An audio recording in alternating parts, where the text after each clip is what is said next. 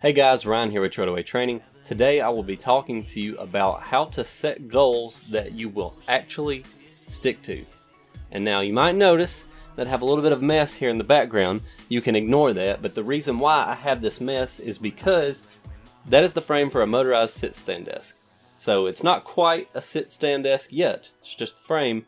My dad and I are building a top to go on that, but here shortly I will have me a desk that I'll be able to stand at or sit. I've had one before back when I was an engineer and it was great, and I'm so excited to have one again. But now let's get to the video.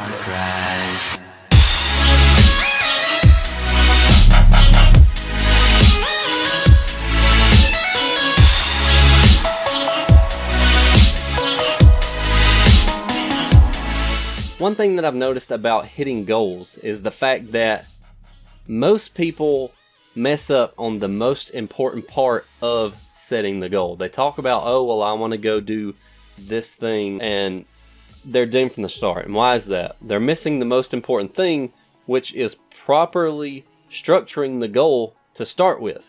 Let's look at a bad example, then we'll look at a good example, and then you can kind of see the difference in, how you can set yourself up for success from the very beginning if you set your goal in the correct way. Alright, so let's use fat loss as an example, because this is, a fat loss channel. So let's say we have Bob. And Bob says, okay, I want to lose a few pounds. That's a goal, yes, but it's not a good one. Why isn't it a good one? Well, let's actually look at a good goal, and then it'll be a little bit more obvious why the previous goal was a bad one. Look, we have a lady who we will call Joanne. Alright, Joanne has a wedding coming up. Her son is getting married in 3 months, and she wants to lose 15 pounds in 3 months. She wants to lose 15 pounds by eating more healthfully and adding cardio into her workout.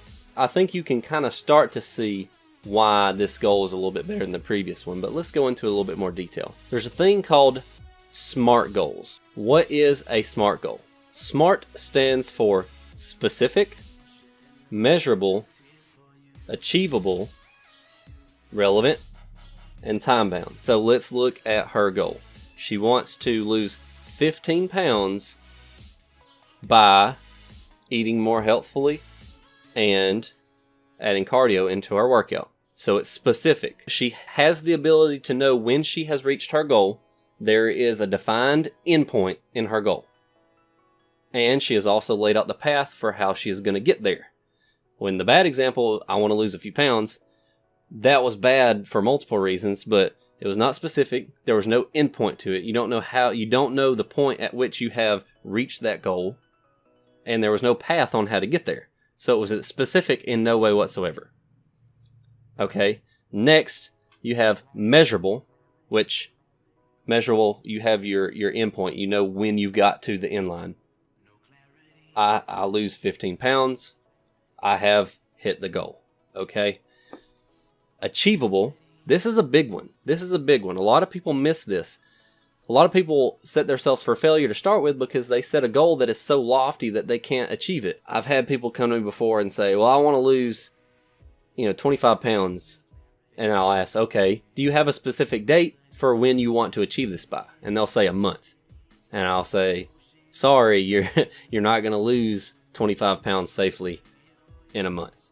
So it's important to actually set a goal that you can get to. And another thing is, think about it this way. All right, let's say you set a goal of losing, let's go with the one I just went with, the 25 pounds in a month. That's obviously not a reasonable goal. Okay, so let's say instead you set your goal for 10 pounds in a month. That's doable. Okay, so let's say you lost 12 pounds in that month. Your goal was 10, you lost 12 pounds. Awesome. Not only did you hit your goal, you went past your goal. And so it's like this big psychological win, whereas let's say your goal was 25, but you lost that same 12 pounds. So you lost the same amount of weight either way. The difference is you didn't hit your goal, because your goal was 25 pounds and you only lost 12. You got less than half your goal. You lost 12 pounds, you look better, you feel better, you're doing awesome, You're still making progress, but it's a psychological defeat. You lost. You failed because you didn't hit your goal. And so we got to set our goals up in a way that when we make that progress, then we get to say, hey, I did a good job. I did something cool, and I'm going to keep going, rather than, well, I lost some weight, but, I had a long way from getting to where I actually wanted to be. And, then it's this big thing where it's like, well, that person's probably going to quit. They're not going to continue with their fat loss goals. The next one in SMART, we have specific, measurable, achievable, relevant. Relevant is kind of, relevant, most goals are relevant to the situation. Relevant is basically saying, I've come to the realization that I am overweight, therefore my goal is to lose weight. A non-relevant goal, most people don't have this issue, but I guess the acronym wouldn't make sense without it. So let's say I need to lose weight, and so I'm going to learn to become a computer programmer. That goal is not relevant to the situation that is my pain point. My pain point is that I'm overweight. I'm not going to fix that by becoming a computer programmer. And then the last one, which is also very important, is time-bound. Think about it this way. Have you ever had a test that you needed to study for, and you knew about the test a month ahead of time? Okay, how much studying did you do the day you found out you had the test? I'm willing to bet that most of you are going to say none at all. You probably didn't study at all. But then as you get closer and closer to this deadline of having this test or a paper to turn in or a deadline at work or something, you start to feel that pressure. You start to think about it. It's always in the back of your mind, I got to get this thing done. And so you start working harder and harder and harder and harder until you nail that thing and you get it done. Well, it's the same thing with really any goal. If you don't have a time limit, then what's going to put that pressure on you to actually hit the goal? So let's look at the entire acronym of SMART minus the time-bound part. So let's say you have a specific goal. I want to lose 15 pounds. And I'm going to do that by eating more healthfully, and I'm going to add more cardio into my workout. Okay?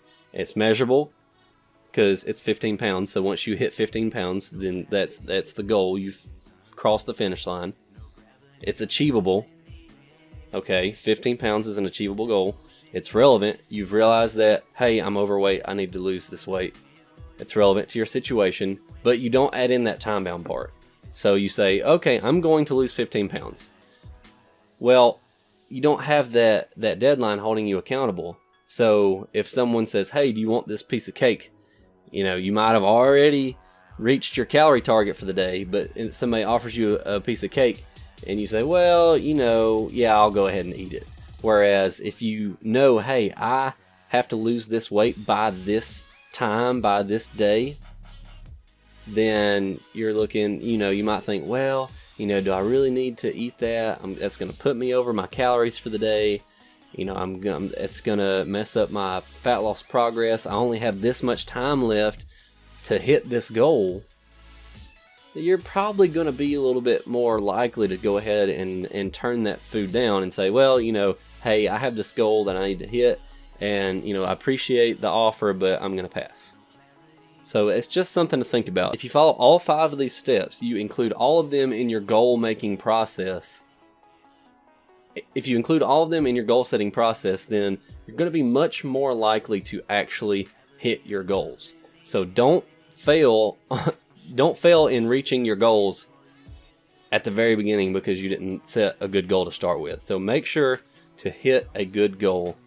I wrote an article about this. I will link it down in the description below about the same topic, about SMART goals.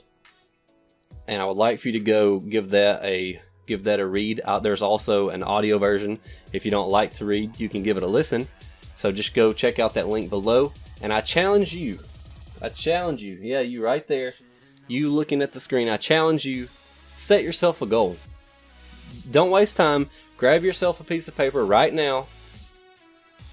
Write it down. Set a goal, whether it be a fat loss goal, whether it be a business goal, whether it be a strength goal, whether it be a relationship goal. You get that piece of paper, you write out the acronym SMART, you put a dash beside each letter. You write down a goal, you stick to that goal, and then you let me know that you hit that goal when you hit it. I want to hear about it. Starting next week, I'm going to be making a few videos that's going to be going along with this one. I'm not going to just tell you how to set a goal and then leave you hanging. You know, I want you to set the goal, and then I'm going to, assuming that your goal is fat loss related, of course, I'm going to be making some videos that's going to help you get to where you want to go. I'm going to help you get to that fat loss goal. So make sure to stay tuned. I'm going to be posting another video next week. I'll be back next time with another fat loss topic. God bless you and your family, and I'll see you next time.